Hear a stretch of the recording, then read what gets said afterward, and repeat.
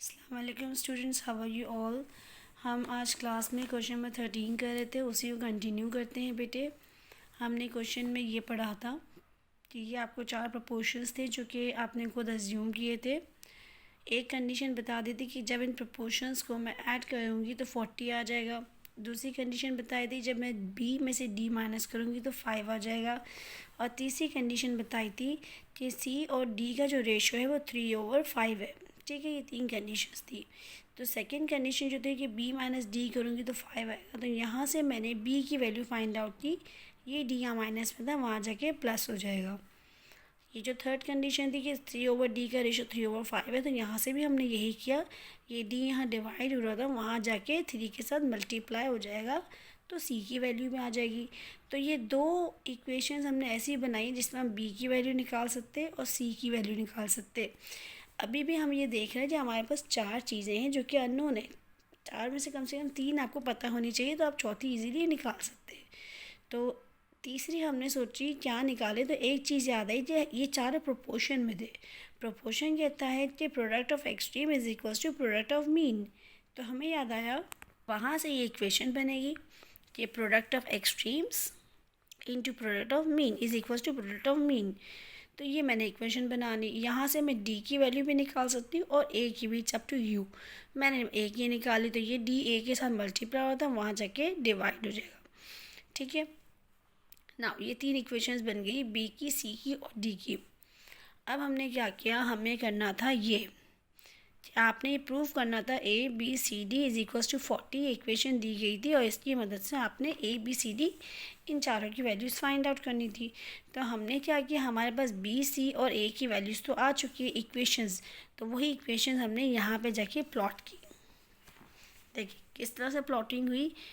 ए की वैल्यू थी B C upon D C, ठीक, प्लस बी की वैल्यू थी डी प्लस 5, ठीक। सी की वैल्यू थी आपके पास 3d/5 और डी की वैल्यू आपके पास थी कुछ भी नहीं, तो हमने डी को एज इट इज़ कॉपी किया। अब देखिए मैंने क्या किया है, मुझे नज़र आ रहे चारों फ्रैक्शन में, 2 फ्रैक्शन में तो 2 नहीं थे और चारों के जोड़े एडिशन में भी है। तो एडिशन फ्रैक्शन में कैसे होगी, जब चारों फ्रैक्शन में आ जाएंगे, तो मैंने चारों को फ्रैक्शन में किया। अगर आप कहते हैं कि मैं से +5 को मैं वहाँ भेज के पहले -5 कर दूँ तो इससे कोई प्रॉब्लम नहीं पड़ेगा, आप भेज दें, कोई इशू नहीं। मैंने एक साथ दोनों को किया है। आप कहेंगे कि मिस मैं ये 3d और इस d को ऐड कर दी 4d करके करता, तो नहीं, वो नहीं हो सकता क्योंकि इसका डिनोमिनेटर अलग है और इसके पास तो डिनोमिनेटर था ही नहीं, यानी कि 1 था। तो इस बात का ध्यान है कि ये ऐसे ऐड नहीं हो सकते क्योंकि अपॉन फ़र्क है, डिनोमिनेटर चेंज है, तो मैं ऐसे ऐडअप नहीं कर सकती। हाँ, ये 5 वहाँ ज़रूर जा सकता था क्योंकि 5 अकेला था, लेकिन मैंने उसको वहाँ नहीं भेजा है। हम इसको ओवरऑल एलसीएम करके करेंगे। ओवरऑल हमने एलसीएम किया, 2 ही डिनोमिनेटर्स थे तो दोनों एक साथ लिख दी, जहाँ 4 डिनोमिनेटर्स होते मैं चारों लिख देती। ठीक है, अब सिर्फ ये देखते जाना कि कौन से न्यूमरेटर के पास कौन सा वाला डिनोमिनेटर नहीं है। इसके पास डी है मतलब 5 नहीं है, तो मैंने इसके न्यूमरेटर को 5 से मल्टीप्लाई किया, प्लस इसके पास 1 है मतलब डी और 5 दोनों ही नहीं है, तो मैंने दोनों से इसको मल्टीप्लाई किया। इसके पास 5 है, डी नहीं है, तो मैंने डी से मल्टीप्लाई किया। इसके पास भी 1 है यानी दोनों ही नहीं है, तो मैंने दोनों ही से मल्टीप्लाई किया। ठीक, 5 बी सी, ये पूरा इस डी से भी मल्टीप्लाई होगा, ये पूरा इस 5 से भी होगा। डी से मल्टीप्लाई होगा d² और ये 5 एज इट इज़, डी और ये 5 मल्टीप्लाई होने तो 5 5 ज़ा 25, डी एज इट इज़। ठीक है, ध्यान रखिए कि अगर नंबर्स आपस में तो मल्टीप्लाई होंगे, वेरिएबल्स है तो वो भी आपस में मल्टीप्लाई होंगे। ये डी पहले था, 5 बाद में था, यहाँ 5 पहले डी बाद में क्यों आया, क्योंकि हम नॉर्मली वेरिएबल से पहले नंबर यूज़ करते हैं। सी, या कोई नंबर नहीं मतलब 3 आ गया, डी से मल्टीप्लाई हुआ d², सेम हियर, कोई और नंबर नहीं तो 5 अकेला ही था, आ गया डी से मल्टीप्लाई हुआ d²। अब जितने भी d² वाले मेरे पास दिख रहे हैं मैं उसको ऐड कर लेती हूँ। ये 5d², ये 3d², ये 5d², मैंने ऐड कर लिया, 13d² हो गया अपॉन, ठीक है, ये मैंने काम किया। अब ये 5d इन सब के नीचे है ना, इसका मतलब ये एक एक के नीचे भी जा सकता है, तो मैंने 5bc के नीचे भी 5d लिखा। ये जो d² की वैल्यूज हमने ऐड की थी 13d², इसके नीचे भी हमने 5d लिखा और ये जो 25d बच गया था इसके नीचे भी हमने 5d लिखा। अलग अलग करने की वजह से भी ये थी कि कैंसलेशंस हो रही है, लेकिन हम यहाँ रहते हुए कैंसिल नहीं कर सकते क्योंकि आपस में से प्लस हो रहे हैं। कैंसिल उसी वक्त हो सकते हैं जब ऊपर नीचे कोई प्लस का साइन ना हो। ठीक, अब ये देखिए 5 कैंसिल हो गया, BC/D बच गया। 5 1 ज़ा 5, 5 5 ज़ा 25, DD कैंसिल, यहाँ भी DD कैंसिल हो रहा है, 13D/5 बच गया।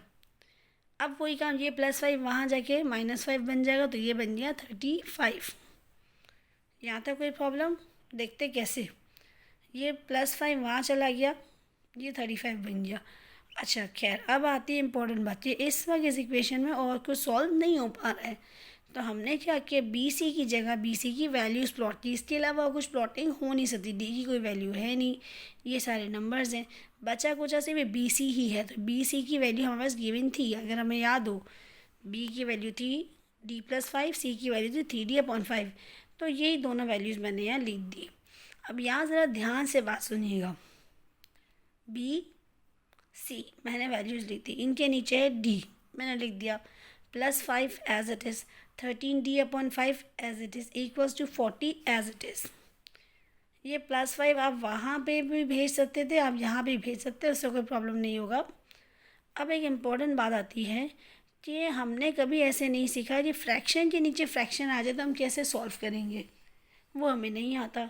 लेकिन हमने ये काम ज़रूर सीखा है कि हम फ्रैक्शन को हटा के डिवीजन लिख सकते हैं, बिल्कुल लिख सकते हैं, क्योंकि डिवीजन दो तरीक़ों से लिखा जाता है, एक फ्रैक्शन में भी और एक डिवीजन के साइन से भी। लेकिन अगेन वही बात कि डिवीजन सॉल्व करना तो हमें नहीं आता, तो हमने क्या किया, इस डिवीजन के साइन को हटा के मल्टीप्लाई का साइन लगाया। क्यों लगाया, ये एक रूल है कि अगर आपको डिवीजन के साइन को हटा के मल्टीप्लाई का साइन लगाना है तो आपको उसके बाद वाली वैल्यू को रेसिप्रोकल करना पड़ेगा। यहाँ D के नीचे कुछ नहीं था, मतलब 1 था, तो रेसिप्रोकल हो जाएगा 1/D। आई थिंक इसमें कुछ ऐसी बात नहीं है, सिर्फ ये फ्रैक्शन ख़त्म करने के लिए ये सब किया गया। ठीक है, ब्रैकेट्स क्यों लगाए बड़े से, क्योंकि ये +13D इसके साथ प्लस में है, ध्यान रहे, और ये मल्टीप्लाई पूरा ये हिस्सा है जो ये BC/D का हिस्सा है। ठीक, आपस में मल्टीप्लाई करेंगे, ये D+5 इस 3D से मल्टीप्लाई हो जाएगा, जो आंसर आएगा 1 से मल्टीप्लाई हो जाएगा, आपस में मल्टीप्लाई करना है। ये 5 इस D से मल्टीप्लाई हो जाएगा। ठीक है, ये कैसे बना, 3D 1 ज़ा 3D, मतलब मल्टीप्लाई आपने करना है D+5 को 3D से। जब ये D 3D से मल्टीप्लाई होगा तो बन जाएगा 3D², क्योंकि 2D हैं। जब ये 5 3D से मल्टीप्लाई होगा तो बन जाएगा 5 3 ज़ा 15D। ठीक है, चेक करते हैं, ऐसा ही कुछ है, एक तरफ 3D² होना चाहिए और एक तरफ 15D होना चाहिए,